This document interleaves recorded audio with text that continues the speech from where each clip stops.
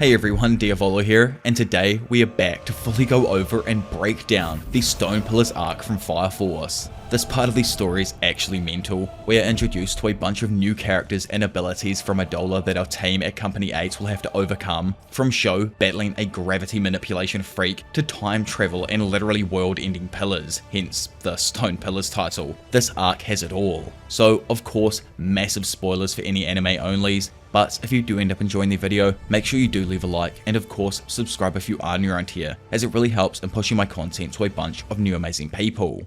Also, I was exerting my aura at home the other day, and I kind of broke my heel, still waiting on the x-ray to get it confirmed, but it's completely cooked at the moment, so if I sound like a Minecraft villager, it's because I recorded this the same day before I even knew what I'd done to it. But either way, sit back and relax as we delve into the Stone Pillars arc from Atsushi Okubo's Fire Force. Kicking things off in Asakusa Firehouse 7, Shinra is deep in thought when Konro opens the door, disturbing him. Turning to his lieutenant, Bro asks about if he remembers how to do an Adolla link-up. For him, the time for waiting is over. It's time they take the fight to Adolla itself. Later on outdoors, Benji plants his foot on Shinra's chest and tells him to stretch out his limbs, melt into the earth. Confused because he asked Konro how to do an Adolla link, Benji says he knows, he was told. Shinra questions if he knows how to do it, but he admits he doesn't have a clue. Still, just because he doesn't know anything about Adolla doesn't mean he can't find a way to get there. Bringing up the kata hand forms he taught him in the past, he says that they are ones that make you get stronger by controlling the energy in your feet. But he knows Shinra has more energy in his body than just his feet. It's everywhere. Curious, Shinra asks what they're focusing on then. Pointing to his dome, Benji says the third eye. If Shinra can open that up, it will connect him to the universe and higher dimensions. Human beings have 7 gateways along their spine. The third eye is supposed to awaken when someone opens the 6th gateway, the one located between the eyes. From what Benji had heard, if a person manages to open the 3rd gateway and connect to a higher plane, then from that open the 7th gateway, it will take you to the throne of the gods. To him, it sounds like complete BS because he doesn't believe in gods, yet if the evangelist claims to be a god and Shinra's seen Adolla before, then it's worth giving it a shot. Seeing the path laid out, Shinra knows he just has to awaken his 3rd eye and connect to that higher plane. Once attaining Adolla level status, he will find the evangelist along with his mother and Sho. The only question he has is how he opens that gateway. Releasing all of the tension in his body, as asked to by Big Benji, he follows his words, feeling the earth with the palms of his hands. Eyes closed, mind completely focused, Benji tells him to become one with the earth and calm himself. He personally never felt anything doing this and just fell asleep. The boss back in the day made him do it. Since his ass doesn't have faith though, he just took it as a sneaky opportunity to take a nap. Shinra tells him that he doesn't have faith because other people stick their faith in him. They think of him as the freaking god, the destroyer of Asakusa.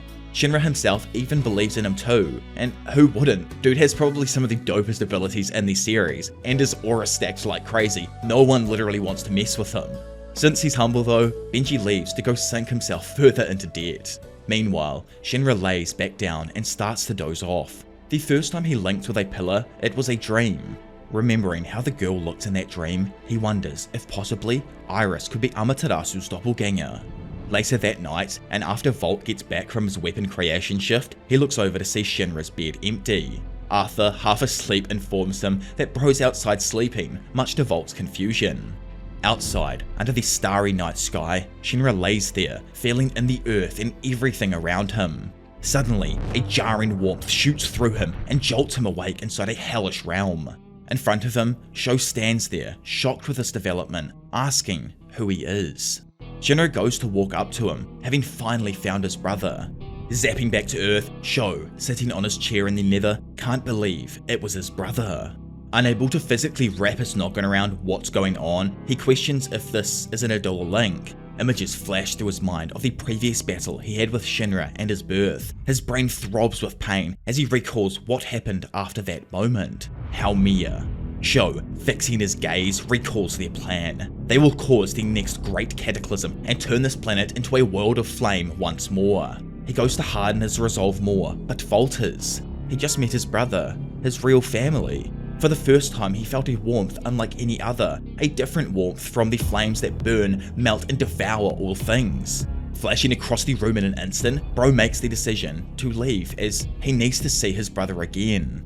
Inconveniently though, Sho, who couldn't alert any suspicion, bumps into Inca on his way out. Keeping it quick, he learns that Haomiya is currently held up in the summoning room again. Slipping past her, Sho knows Inca can see the future and may realise he's up to something sneaky. It's good to learn that Haomiya is held up, however, slowing him down some more, Sister Sumire rolls in. Immediately, she picks up on something different in his demeanour, but since Dude doesn't want to deal with this tarry woman, he waddles off. Chiron, now making his appearance, jokes that Sho is still as small as ever. Not too damn happy with being ragged by everyone when he wants to just leave, Sho knows if Chiron discovers his true intentions, there will be consequences. Hearing another call out to him, Sho turns around now to see Arrow rolling up on him. Since the final mass before the cataclysm is about to begin, she asks where he's headed and if something's bothering him. Typical Sho here, but instead of answering, Bro inner monologues hard, questioning if something really is wrong with him. This sudden impulse, what will he do when he does go to see his bro? Will he have a purpose beyond this mission he's been assigned? It's possible he only feels this way because he broke free from Haomiya's mind control. Yet, even if he does gain his freedom, he wonders what he'd do with it. Arrow, getting no reply, demands that they go. Knowing he has no particular need to see his bro, Sho just can't ignore this feeling. Flicking his blade out in demon time, the little man demands that Arrow lead him outside, otherwise she will die. Following these orders, the two begin to leave the Nether. You see, as a guardian of a pillar, the Protector would never betray them, instead protecting them wherever they go. They do not have a reason why, they only do it because that is the mission they were given. Curious, Sho asks what would happen if he told her the mission was no longer necessary. In his eyes, Arrow is just like him. Everything she does is for her own mission. The Evangelist has manipulated humankind's ideologies and faiths for centuries. Both of them have only lived their lives for the sake of the missions the Evangelist gave them. However, he feels that he may have found another way.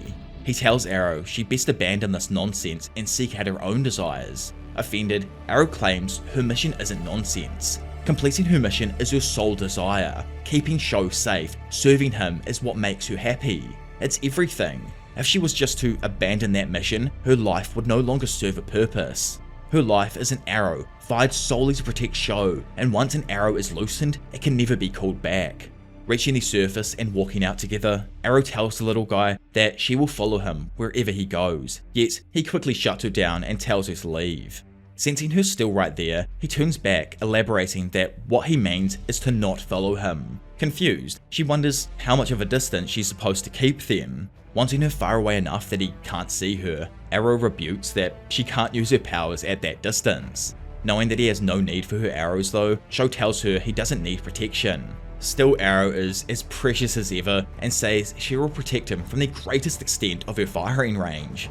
Giving up and kicking her to the curb, Sho and Arrow finally leave to track down Shinra. Back in the Nether, Haomiya learns of Sho's escape and rages out wondering who let her little Shota go. That's kinda wild from Haomiya, I can't lie. After all of the gooning she's been doing this season in the summoning chamber, calling him Sho the Shota is crazy as. Anyway, a member immediately apologizes and starts to get a search party ready. Haomiya though just demands they forget it. Sho can do whatever he wants until the world ends. They have all 8 pillars, so now it does not matter where each is. Nothing can stop the Great Cataclysm anymore. Which makes me question what all the previous gathering of pillars was about, but you know, we move on. A little while later, in front of all of the other White-clad members gathered inside the Holy Soul Temple, Haomiya, through the order of the Evangelist, initiates Mass. Throughout the room, everyone prays for a fiery doom. Even though Sho managed to escape, apparently it doesn't matter because they were only collecting the pillars to awaken their Adolla bursts. It doesn't matter where they are anymore, there is no escaping Adolla. The pillars are now the links that tie all of the White-clad to Adolla, and in reality, the Great Cataclysm has already begun. Yona elaborates on this a bit more. They built the Holy Soul Temple, gathered the pillars, and decoded Pi. The end of the era is near, and all preparations are now complete. Feeling an unyielding rage flow through and invade her mind, Haomiya quickly composes herself and informs them that the Evangelist is satisfied too. It's been 250 years since the last time they failed, since Yona entered this world. Ever since, she's yearned for this day to come. The first great cataclysm failed, yet it strengthened Earth's link to Adolla, allowing specifically Yona to pass over with the bugs. On that day, they quickly came to realize the average person didn't have what they needed and sought out to find someone with great power and influence. Luckily, as they turned around, Yona found the first girl with the Adolla burst, Amaterasu. She predicted how the humans would use this woman's Adolla burst to rebuild civilization and create a pillar linking them to Adolla. Later on in their journey throughout the cataclysmic Earth, Yona found a caravan of survivors with their leader who just happened to be Raffles Smith. Sinking their blade-like appendage into him, Yona creates the first doppelganger while going on about building a new religion with him as its head. Humans are strange creatures, fond of a variety of things they all believe so easily, so of course they all believe this new one too.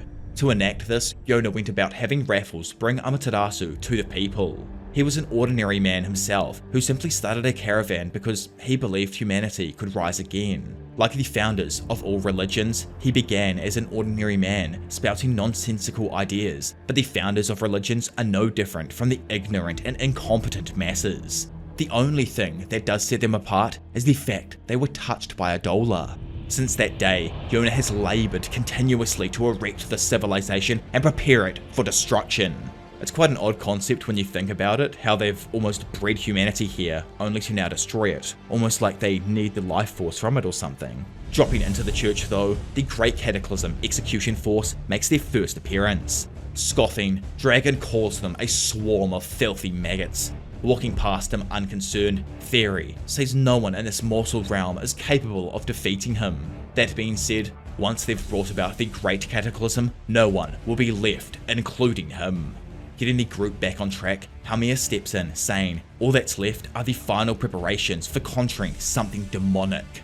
Calling Sumire forth, the old hag slowly begins drawing her strength in before unleashing it into the earth itself. Instantly, the church along with the surrounding city begin violently shaking. Elsewhere in a town, a few people talk about the increase of earthquakes in just this month alone. According to the rumours, people have been saying there is another great cataclysm coming. Haumea, having used her powers to gauge the population's feelings, can tell they are afraid. With this, she says it's time to show them fiery doom. Wide-eyed, Sumire agrees that with this next earthquake, she will. Elsewhere, and perusing the streets of Tokyo, Obi, dressed in casual wear, watches a man walk across the road into a diner before following. Ordering an iced coffee and sitting down behind the bald man, the captain of Division 2 asks what this is all about. Guessing that the oldie is aware of an incoming great cataclysm, he asks if the military is ready. He's been hoping to hear his perspective on how the Imperial Army is currently dealing with stuff and maybe they could help each other. Yuki Tsunoda's Honda engine, after a bit of questioning, gives in, which is super typical, but the reasoning for his engine giving in isn't typical at all. It's because of how genuine and honest Obi is. After all, that's why his allies and company are so loyal to him. The government and Imperial Army, however, won't change so easily. Captain Burns gave his life to call for unity, something he finds ironic since the army, who was meant to protect those, can't do anything until people have already been hurt. Fully aware of Honda's orders being absolute, Obi knows he can't openly help Company 8. That isn't what he came here for though. It's more he needs Company 2 to prepare themselves the best they can. The best they can for absolutely everything. From here, Big Obi makes his way over to a scenic park where he secretly meets up with the captain of Division 4, Fuit. I actually have no idea what this dude's name is. I had to full on check the fandom again just to remind myself. But letting his broski know that Company 4 is completely prepared to give Company 8 their full cooperation. This is an emergency. It's no time to worry about what Imperial orders are given. Captain Burns gave his life to show them that they need to be united, and he wants to honour his last wishes. It was also one of Captain Haig's regrets. He hated that fire soldiers couldn't do anything until after a fire started. Those are the rules though. Even Obi had his medals stripped from him twice because he defied those orders. Both times, he did what he did to save lives. That's the kind of person he thinks Obi is. Whatever it was that he did to get labelled as a traitor, Fuit is sure that it was because he put human life first. Later on in that day, Obi gathered everyone from Company 8 inside a room to update them on the current situation.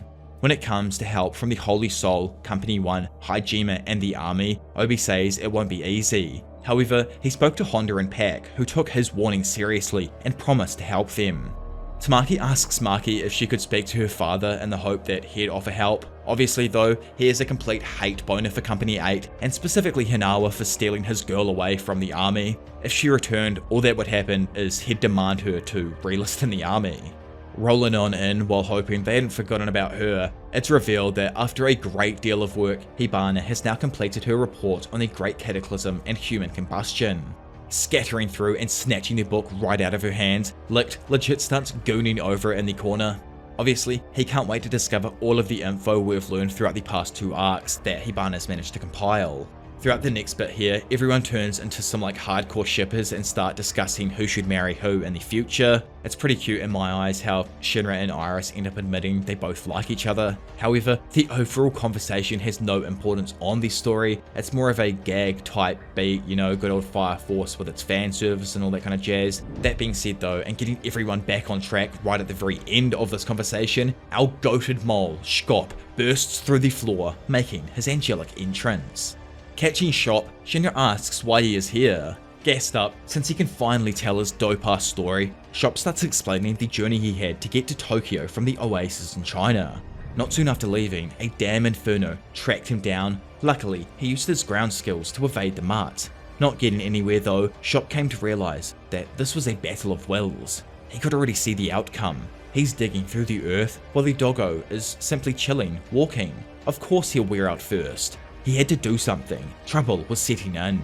If he was going to fight, he had to do it while he still had the strength. In that moment, he unleashed the same attack he just entered Company 8's Asuka residence with, the Lushan Mole Whack. The Lushan Mole Whack is a legendary one-hit KO punch Shop can achieve by channeling all of the energy he has into his right paw.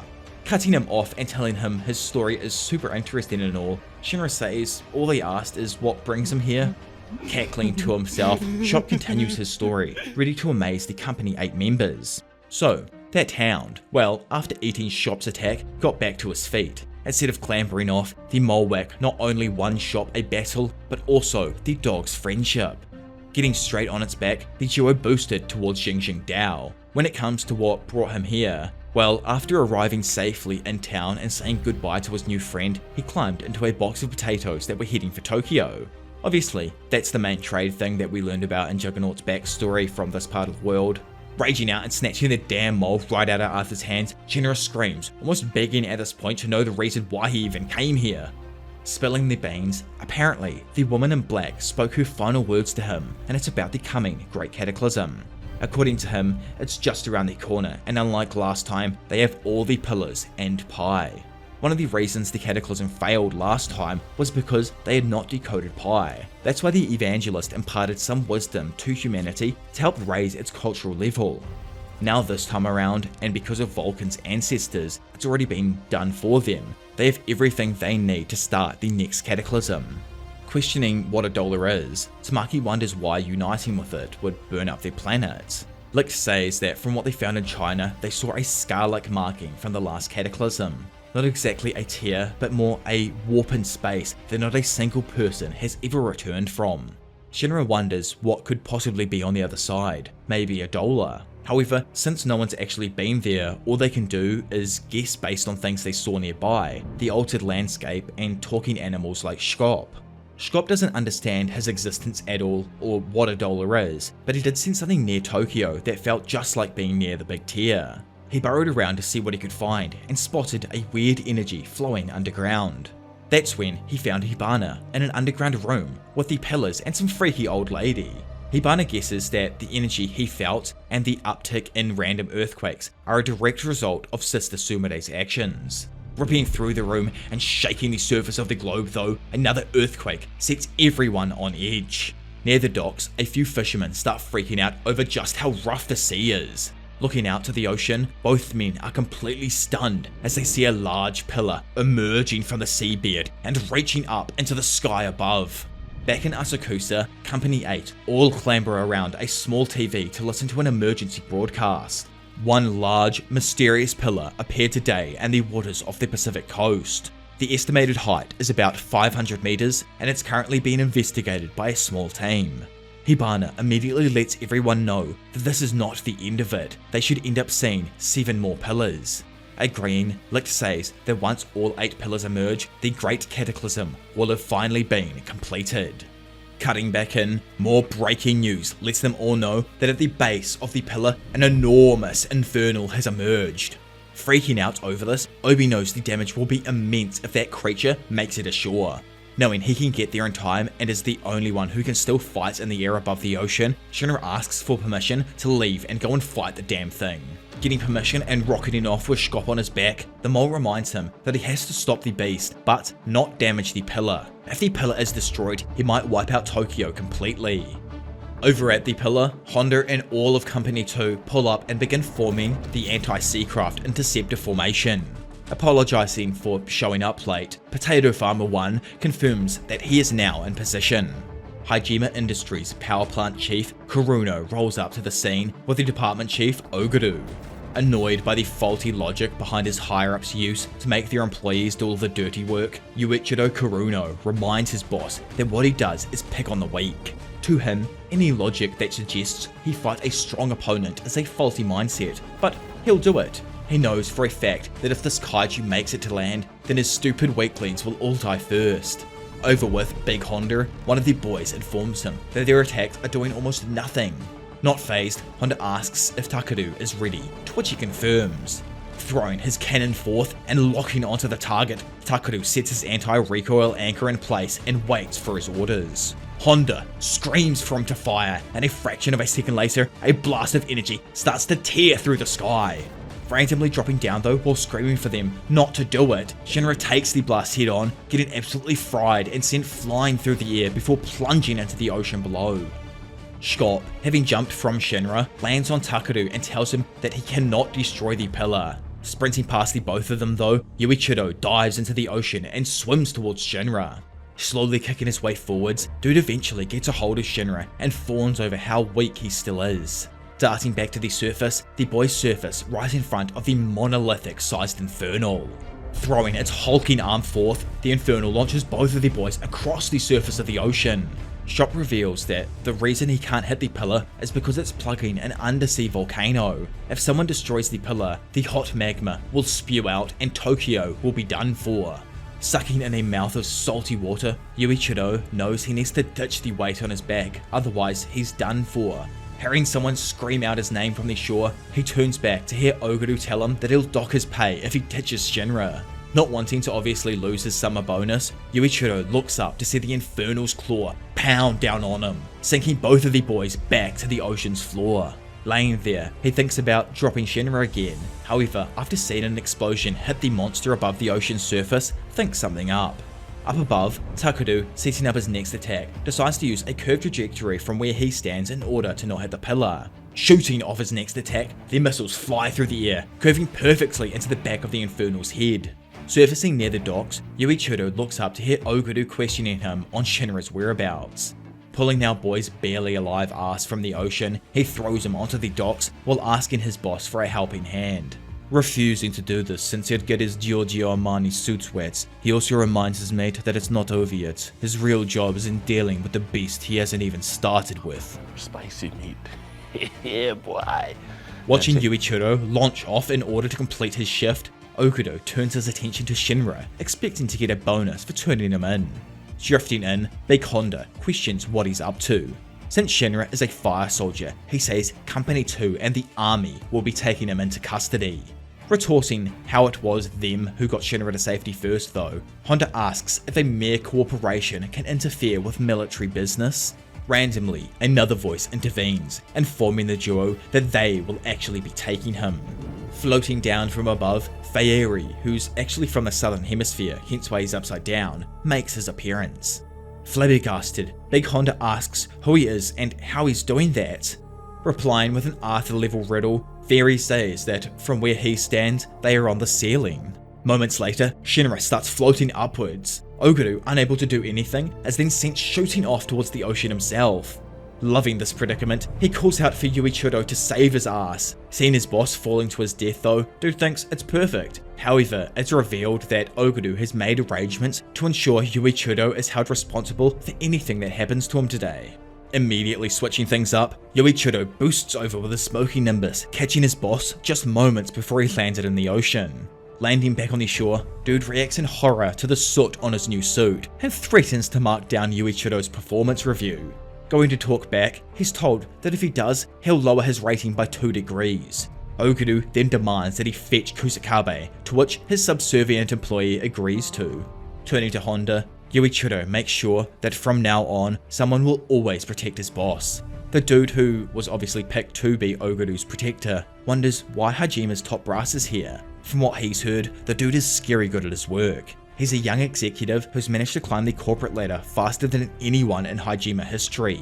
Department Chief Oguru. As a person, they don't come any worse. He literally has zero aura. But he gets results and they're usually better than perfect, so no one has ever been able to protest his rise to the top. Even the younger ones started saying that if you follow him, you can never go wrong. Interrupting the Oguru gooning session, a massive explosion hits the docks, causing an untold amount of damage. Quickly saving his boss from any damage that might happen to him, Yuichiro uses his ability to once again cover the both of them from incoming debris. The smoke clears to reveal the massive infernal's mouth still gaping after its last attack. Takeru from inside the flames calls out, making sure Shop's okay, before then demanding a damage report. According to what intel Company 2 gathered in literally a matter of seconds, 8 buildings have caught fire, 10 Company 2 members are severely injured, most civilians have been evacuated, however there are some in critical condition. Floating above the destruction, Fury tells them all to stop the Titan if they can. The time has come and humans have the power to do it. Sensing something, he quickly turns to see an arrow fly right past him. Confused, he wonders what it was, when all of a sudden, a flurry of arrows are shot in his direction, causing him to dodge a bunch more. Remarking that she's a much better shot than that, Fairy asks Arrow where her amateur ass is aiming. Darting across the perfectly placed arrows, Sho launches himself in, while stating that no, she was entirely on the mark. Initially stunned to see the third pillar, the Execution Specialist Force leader thrusts his arm forward, sending Sho shooting down towards the ocean below. Seeing this, Arrow launches a few arrows so that her pillar has something to step on. Landing, then launching himself back, Sho hits his top speeds while jumping from arrow to arrow. Quickly getting in behind, Sho goes to slice his neck. However, and like before, he's thrown away by a violent shove from gravity. Theory remarks that this would have never happened if he had guarded him, but now he can fall into the atmosphere. Seeing her pillar once again shooting off, Arrow launches another arrow that Sho once again uses to get a footing. Locking in, Sho kicks off, immediately hitting a speed that the white-clad member cannot keep up with. Slicing the man in two, our little bro looks back at his work and smiles.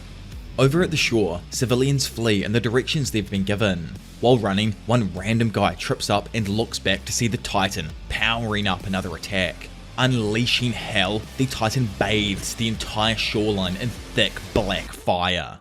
Physically sick, Yuichiro can only watch as all of his weaklings die in front of his eyes. As the smoke starts to clear, he randomly notices that the dude from before is still alive though. Rolling onto the scene, Captain of Division 4, Pan, screams out telling all of those still alive to get to safety as the defensive buff won't last forever. Slowly, more civilians stand up and react to how the fire isn't even hot before thanking Pac as they ran off to safety. Pulling onto the scene, the two juniors, Ogun and Karen, confirm that the evacuation is going smoothly and that there have been no fatalities so far. Pac says they need someone who can now fly to take on the Titan, to which Karen thinks it sounds like a job for his boy. Agreeing, the trio watch as Juggernaut shoots off another blast, connecting with the monster's dome. Commanding his junior to get in close while Company 2 fires from the shore, Ogun jumps onto his board and boosts his way into battle. Feeling a buff invigorate him, Ogun gets gassed up. Karen from the shore then covers him with his shield scale, giving Ogun another layer of defense. Activating Flamey Ink himself, the third gen listens as Juggernaut screams out, telling him to aim for its left shoulder. Finding the exact spot that, obviously Takeru had been aiming at, Ogun tears down, using his fourth force dunk, absolutely shattering the outer shell of the Titan's left shoulder. Karen, stoked with the hit his boy just landed, screams out for Company 2 to remember his name. Over with the Titan and hovering just above it, Yuichiro takes note of all of the damage done to the beast by Company 2. Thanking them for the work, he places his hand near the Titan and uses his smoke to enter through its cracks. Seeing him then dart away from the creature, Honda asks what he's even up to. Revealing that he must have found a crack on it, Oguru lets him in on Yuichiro's devious personality. You never want to show weakness in front of him, as once he spots that said weakness, he'll tear whoever it may be to pieces.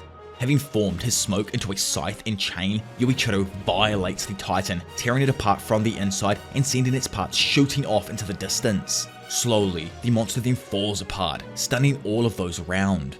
Ogun, spotting Shinra in the air, calls out to all of the others, letting them know. Karen, the absolute Company 8 hater, immediately assumes this was all a part of their plan and guesses they also brought the Titan to life. Ogun, though, tells his boy to relax. He has the wrong idea about Shinra, and dude only showed up to help them stop the Infernal. He then gets permission from Pac himself to leave, this time to save Shinra. However, he comes to an immediate stop after he sees an arrow shoot right past him. Landing on that said arrow a fraction of a second later, Sho can't understand what just happened. He sliced the dude in half, yet his blade met no resistance. Floating there in front of him, still cut in two, Fairy looks menacingly in Sho's direction. Unnerved, Sho asks how many of them there are. He knows this being can do more than levitate and has the power to hide his true form. Watching his body merge back together, he guesses he rendered a part of his body transparent. Snatching Sho and pulling him off the arrow, Fairy says it must be annoying having to jump from arrow to arrow. Curious himself, Sho asks the white-clad member how his manipulation of gravity even works. Glad that the young'un is showing an interest in his ability, Fairy elaborates. All objects have an attractive force that pulls them toward each other. That there is the unbreakable law of universal gravitation. The strength of an object's gravity is directly proportional to its mass. Small objects will be drawn to objects with greater mass. It's because of that exact same reason that objects on Earth are always drawn towards the ground. The Earth's gravity is greater than every other object on it. When it comes to Fairy, his powers use an Adolla burst to interfere with that law and manipulate gravity. If the Earth's gravity is so powerful, all he needs to do is give an object enough mass and density to counter that force. To do this, he applies heat to the atoms that make up said object, hence how it's a pyrokinetic power at its base. Using his Adolla burst though, he increases its overall mass and amplifies its gravity to whatever he desires. The result is that objects with the same mass as Earth will float. By adjusting the gravitational force, he can even change its direction or make it fall into the sky. Sho gets confused because he assumed only the pillars had an Adolla link. Letting him know though that he'd have been much better off with him as a guardian, Fairy starts camouflaging with the environment around. Now all Sho is a pitiful lost soul who forsook his mission as a pillar and betrayed the evangelist. Letting his control over Sho go, dude starts falling. Luckily, Arrow shoots a volley in his direction, giving him something to stand on. Surveying the area from it, he can't see where the white-clad member went, but listens as it tells him to sit and watch the prelude to the Great Cataclysm. Forgetting about the Fairy, Sho looks over to see Shinra rocketing back down towards the ocean. Darting in his direction, he catches him out of the sky and lands back safely on the dock nearby. Ogun, who watched all of this go down, is stunned to see that the white-clad has children working for them. On the ground though, Sho tries to say something to his brother. However, before he can, Ogun calls out from a distance, distracting him. Obviously not wanting to get caught because bro doesn't actually understand the implications or know what would happen yet, Sho leaves fractions of a second before the Division 4 rookies land next to Shinra. Out in the ocean and still going absolutely ham on the Titan, or what remains of it, Yuichiro looks down on his work, happy to see that the monster is finally weak enough for him to enjoy the beating. Launching down towards the Titan, Yuichiro slices it with a truly devastating attack that cuts it in half. Raining down, large chunks of the Titan fall into the water before melting into a black substance and floating its way over to the pillar. The black substance then crawls its way up the length of the pillar, covering it in complete darkness. Once it reaches the top, a flame erupts, signaling the completion of the first pillar. Opening his eyes, Shinra stands up, recognizing the flamey environment he now stands in and the familiar female standing before him. Joking that it's been a long time since they last met up, Inka says hi to an absolutely confused Shinra. She doesn't have a clue what's going on herself, but guesses he must have passed out at that exact moment. Looking around and seeing the formed pillar, Inca assumes it's the reason they both linked here. Shinra asks if the cataclysm has begun then, to which she confirms. Screaming out, wondering what the Great Cataclysm is, he asks if she knows anything. Shutting him down, she reminds him that this is also her first cataclysm too, pointing out how she can actually see the future though. Shinra is sure she knows what's going on here. Stunned with this dude's level of freaking stupidness though, she points out how his group came to stop the Great Cataclysm, so why would there only be one defined future? She can only see futures that are certain and is still unable to tell what's going to happen. She points out how Shinra's super light speed ability lets him see the past. If he was able to do that and take a look at the past world before the Great Cataclysm, then maybe he'll figure out what's going to happen here. Physically stunned because he never actually thought of doing that before, Inca reminds him she can't see the past herself, but can predict what will happen in the future, and what she sees right now is him seeing the past. Jumping on his back, she asks him to take her along, use the super light speed and fly to the past. Pretty much like, fuck it, Shinra goes for it, boosting across the landscape of Adolla while willing himself to go beyond the speed of light back to the past. Entering a brand new place she's never seen before, Inca wonders where they are. Having been here, Shinra explains that it's the dimension you go to when you pass the speed of light and disintegrate. Watching a light suddenly expand in front of them, the duo both bear witness to the world before the Great Cataclysm. What Shinra had previously imagined what Tokyo was like before the Great Cataclysm, he figured it was people no different from them, living lives just as they do. He assumed the only difference was that there was no spontaneous human combustion.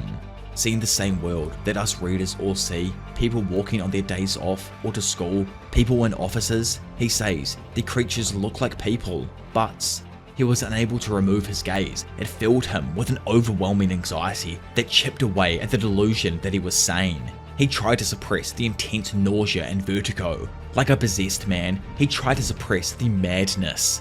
Suddenly waking to the view of a wooden ceiling, Shinra, strapped down and locked in place, can't believe what he just saw. Okay, I've actually got to cut myself off here for a second, because that Eminem getup that dude is wearing right there, the dyed hair, is freaking insane. Surely that was Volk, what the hell, man? Hearing the TV ring out though, the presenter explains that over the past 3 months, 5 pillars have now emerged. Physically confused because bro passed out just after the first pillar rose, he questions what's happening and where he is. Remembering the foreign-looking world he saw in Adolla, Shinra asks himself if it was a dream. Assuming the white-clad got him, he tries to wrestle with his chains in an attempt to get loose, but only alerts those nearby. Keeping his eyes peeled as the door slides open, Shinra wonders who's there and who needs to lock him in this room. Entering the room with Obi, he now will tell Shinra to shut it as they've had enough of his damn tantrums. Seeing the cap, Shinra pleads for them to let him loose. He just woke up like this randomly. Slapping his forehead in frustration, Obi asks what's gotten into him. After the first battle, it's as if he's been a completely different person. Shinra asks what he means, but popping back into the room himself and interrupting the conversation, Arthur points out that he's back. Wanting to know more, he asks his boy where he's been, confusing Shinra even more. Having taken his restraints off him now, Hinawa and Obi discuss how Shinra seems calm, but doesn't seem to remember a thing from before. Arthur repeats that he's back to his old self. The man they've been dealing with was Shinra, but not Shinra. Obi asks if it was Amaterasu possessing him. However, Arthur tells him to quit being dense. It was Shinra, yet it wasn't. Over with Shinra though, and seeing himself in a mirror, bro freaks out over how messed up his new hairdo and pierced ears are. Rushing over to Obi, he begs for information on who it was that gave him the tacky ass haircut. Hitting him with the heartbreaking news, Obi reveals it was him. He did it himself. Heading outside to get his headspace right, Shinra cleans out the dye while wondering if a different personality was really living his life without him knowing. Rolling up and, like a damn thought, admitting that he was the one who dyed his hair, Volk wonders what happened since he heard something was wrong. He also points out that the tattoos won't come off, confusing Shinra as he hadn't realized he also got multiple tattoos. Breaking down, he asks how Volk could do this to him, only to learn he wouldn't stop asking for them over and over again.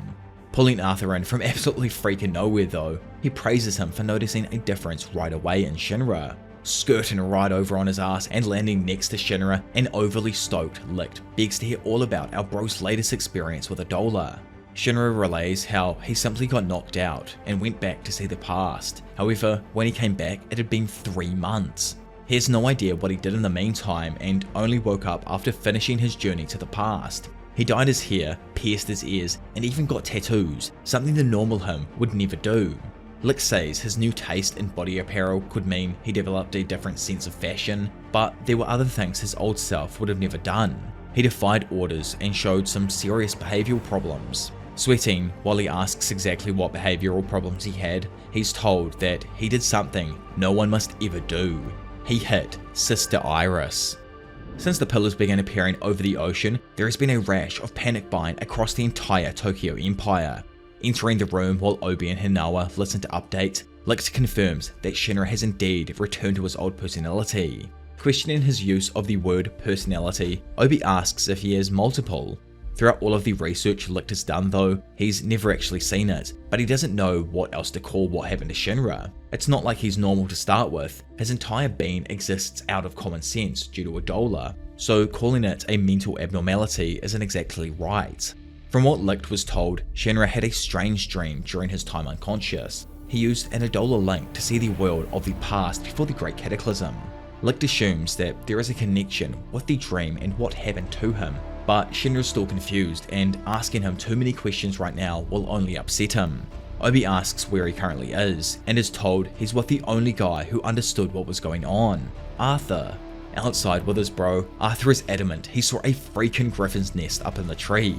Realizing Arthur is still the idiot he always was, and that nothing has changed around him here, he asks himself if the world he saw in his dream is reality. He assumed the people would have been just like them, living peaceful lives, but everything was different. Shooting a glance at his boy, Arthur asks where Shinra went. He says he was unconscious, in a dream, the world of Adolla. Noticing just how muddled his bro is, Arthur can tell he's his old self, but he's still acting strange. Shinra, pondering the past he saw, realizes it was a world beyond anything he'd ever considered. He tells Arthur he saw the past, which only confuses our mentally ill knight who wonders if there was something odd about it. Screaming back that odd doesn't even begin to describe it, he tells his blonde muppet to hold on for 1 second. He's going to draw a picture to make it easier. Drawing a pretty average looking human man in the dirt with a stick, he asks what he thinks. Does the man even look human to him? Examining the dude's features, eyes, nose, hands, legs, he agrees it looks more or less human. Agreeing with him, Shinra goes on to say they had all of the features of human beings, of humans just like them. The humans from the past are just like them. They both have all the elements that make up a human, but it's different. When the Great Cataclysm happened 250 years ago, all of the grammar changed. The Great Cataclysm isn't exactly what they think it is. There have been hints along the way. Shop and his friends are some of those. Common sense says, obviously, that animals can't talk, and the exact same thing is happening now as in the past. By the way, if you can kind of remove certain words from a country's vocabulary, then you can get to the point of proper population control. North Korea is a prime example. Their language is wild. I found this one random Reddit article that listed a bunch of different banned words, so take it with a grain of salt. But words like bussin' or gat aren't even included, and to me, that's a real crime against humanity. Either way, needing more info because dude's been out to it for 3 months, Shinra points to his ankle tattoos and asks Arthur what he was like over the last 3 months. Asking his boy if they remember what everyone called him at the training academy, he relays how he used to be called Shinra Kusakabe, the mother killer, the devil with a twisted smile. Over the last 3 months, all he did was fight. He was cold-blooded, crude, violent, a hopeless piece of slime. Arthur only knows of one man who is that person, and these last 3 months, that has been him. He was truly the man of rumor, a devil. Everyone called him Shinra Kusakabe, the mother killer. Arthur isn't too sure he's heard about this one as well, but one of the rumors that went around was that Shinra was covered in tattoos from head to toe, and even had sick flame tattoos on his ankles to remember the day he murdered his mother.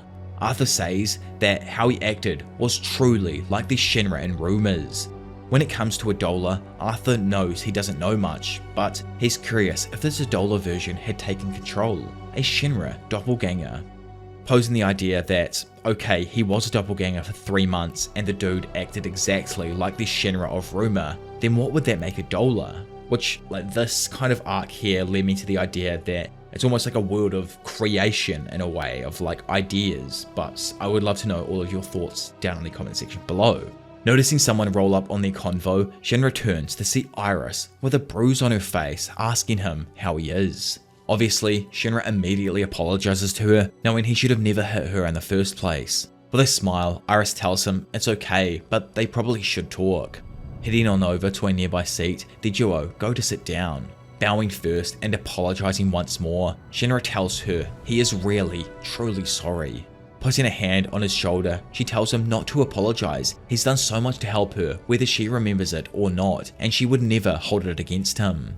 Looking around at just how beautiful the park in front of them is, Iris can't believe this is the start of the Great Cataclysm. Shinra asks about what happened while he was out, and is finally told about how whenever a new pillar appeared, there was a change in the world. But she doesn't go further on it yet. At least we get to what happens in a moment. Instead, she asks if Shinra remembers about the time they went to church together. There, she promised to tell him that if anything bothered her, she'd come right to him for advice. Realizing this means something happened to Iris, Shinra asks what. Continuing with the previous explanation, she goes on to relay how there has been an increase in human combustion across the Tokyo Empire. Along with that, 2nd gen and 3rd gen powers have gotten way stronger. Lix came up with a theory that when a pillar appears, it brings the other world of Adolla closer to theirs.